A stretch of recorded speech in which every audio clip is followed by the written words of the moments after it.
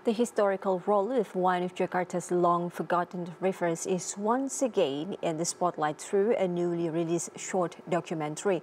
The film Gomati dan Yang Terlupakan dari Jakarta Hari Ini aims to rekindle public awareness of the Gomati River and its cultural significance. A new short film titled Gomati dan Yang Terlupakan dari Jakarta Hari Ini has been screened to highlight the long-overlooked historical role of the Gomati River. The documentary is initiated by Indonesia Hidden Heritage Creative Hub in collaboration with the Cultural Heritage Preservation Agency as part of a broader effort to revive public awareness of Jakarta's cultural sites. The film revisits how the Gomati River once supported daily life, local trade, and community activities before urban development and neglect led to its decline. I think it's because Gomati is not only talking about Jakarta, but it's talking about Indonesian identity. As we know, Tarumanegara is one of the oldest, if we can say it's actually the oldest that left a historical footprints in Indonesia.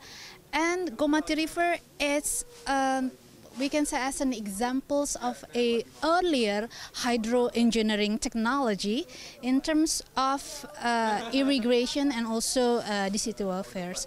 So when after we finalize our academic research before, we thought that it will be necessary for us to campaign this into the public. Through interviews with residents, the documentary captures their hopes to restore the river, transforming it into a clean, green public space and even a cultural icon that could help boost the economy of surrounding communities. It's a very interesting environment. So if you revitalize this environment, you can turn it into something like Kota Tua, for example. You can turn it into money. You can turn it into helping the economy of the people around it. So I believe that is the relevance now. If you omit the historical parts. The initiative also reflects the government's ongoing efforts to improve public awareness and preservation of cultural heritage sites across Indonesia.